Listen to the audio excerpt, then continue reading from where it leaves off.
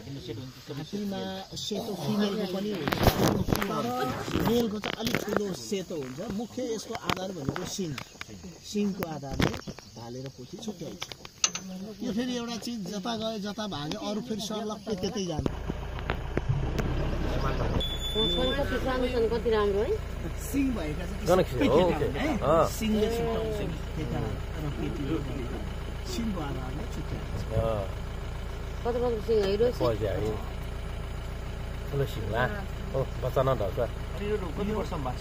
यिनीहरू खासै धेरै बाँच्यो भने त्यही तपाईँको 7 देखि 13 वर्षको धेरै हुँदैन हजुर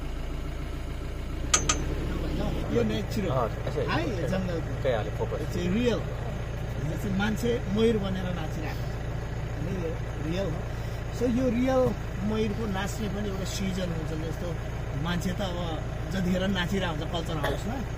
यो नेचरमा चाहिँ यिनीहरू नाच्ने भनेको फागुन चैत वैशाख मार्च है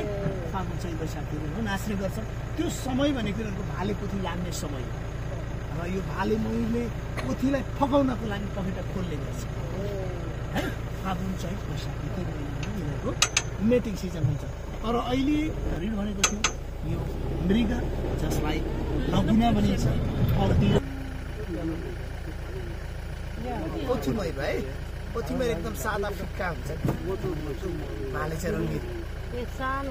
हजुर साइजमा पनि सानो हुन्छ यो चाहिँ डाफे होइन मयूरै हो पोथी मयूर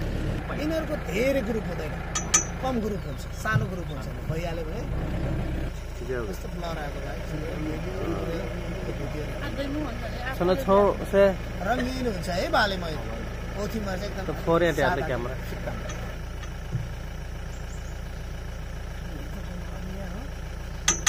साइज यत्रो हुटिट्याउ ठुलो हुँदैन हुटिट्याउ बोल्दा हेरि ठोयो क्या बाबु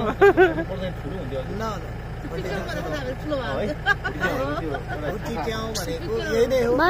जसलाई आकाश थाम्ने चरी भनिन्छ आकाश गुडुङ गुडुङ गरेको बेलामा खुट्टा माथि फर्काएर बसेछ ढाड तल खुट्टा यसरी माथि आकाश झर्न लाएर उसले चाहिँ रोक्ने अरे आकाशले यसरी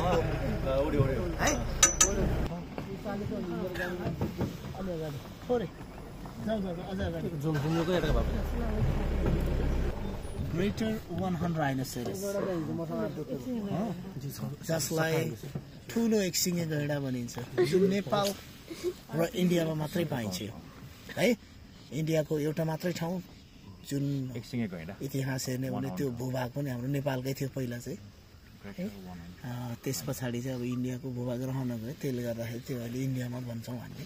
सो नेपाल र इन्डियामा मात्रै पाउने ग्रेटर 100 राइनोसेरस संसारको दुर्लभ जीव मध्येको एउटा यो पनि हो विश्वका पर्यटकहरूको मुख्य आकर्षण भनेको यो ग्रेटर 100 राइनोसेरस है जुन उनीहरूको देशमा पाउँदैन त्यो नयाँ चिज हेर्नको लागि आउने गर्छन् र यो ग्रेटर 100 राइनोसेरस स्पेशली चाहिँ यिनीहरू ग्रासल्यान्ड एरियामा पाइन्छ अहिले हामी कहाँ छौँ घाँसे मैदानको क्षेत्रमा किनभने यिनीहरूको हर्बिभोरस एनिमल हो होइन घाँसपात खाने जनावर हो यसले घाँसपात पाइने एरियाहरूमा पाइन्छ र सँगसँगै यसको स्किन मोटो छाला मोटो भएपछि यसलाई कसो चाहियो त पानी सिमसार क्षेत्र चाहिन्छ है अरू जनावरभन्दा गैंडालाई पानीको आवश्यकता धेरै पर्ने गर्छ त्यही भएर यिनीहरू पानी भएको क्षेत्रतिर अहिले बिहानमा त चिसो छ त्यही भएर पानीको क्षेत्रतिर गएन दिउँसोमा आयो भने यिनीहरू टोटली आफ्नो टाइम पानीमै स्पेन्ड गरिरहन्छ हजुर नर्मली यिनीहरू जस्तो यहाँ घुम्दाखेरि चढ्दाखेरि आफ्नो टेरिटोरी एरियाहरू बनाएको हुन्छ र यिनीहरूले चाहिँ आफ्नो जुन टोयलेट दिनहुँ टोयलेट गर्ने टोयलेटहरू हुन्छ नर्मली एक ठाउँमा गरिसके पछाडि 10-15 दिनसम्म कन्टिन्यू आएर त्यहीँ आएर टोयलेटहरू गर्ने गर्छ जस्तो अघि नै पनि हामीले देखेको थियो अघि आउने बेलामा बाटोतिर तपाईँले देख्नु भएन जङ्गलभित्र इन भइसके पछाडि घाँसे मैदान साइडमा नयाँ फ्रेस दिशाहरू गरि त्यस्तो खालको हुन्छ र गैंडाको कान र नाक एकदम तीखो हुन्छ भन्न खोजेको मैले नाक भनेको स्मेलिङ पावर कान भनेको हियरिङ पावर एकदमै स्ट्रङ हुन्छ हामीले बोलेको कुराहरू सबै प्रष्ट उसले थाहा पाइरहेको छ तर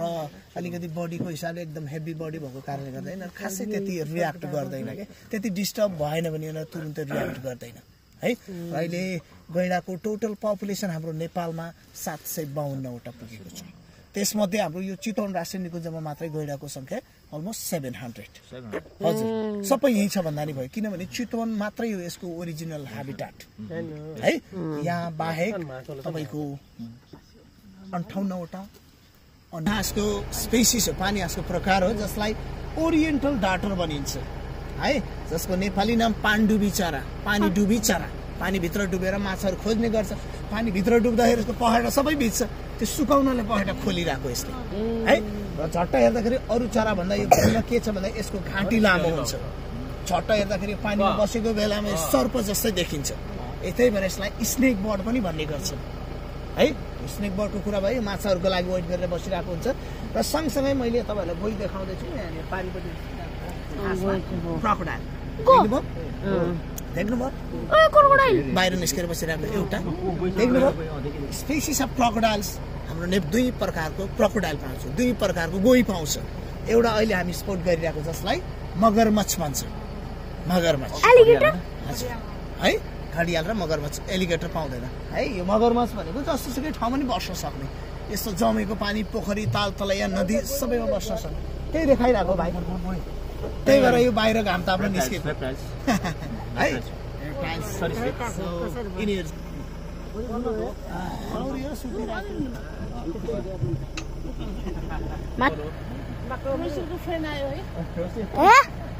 घरमा नि आउँछ फ्रेन्ड आयो घरमा नि आउँछ अस्ति झन्डै तान्न आएको रोशीलाई अहिले मोबाइल तानेर लान्छ रोशीको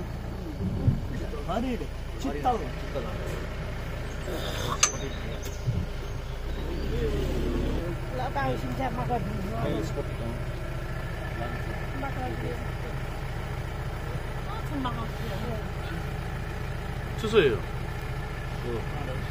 좀 이나서 추수 넣어 추수는 왜? 추수면은 Eles nadam. कतै बस्छ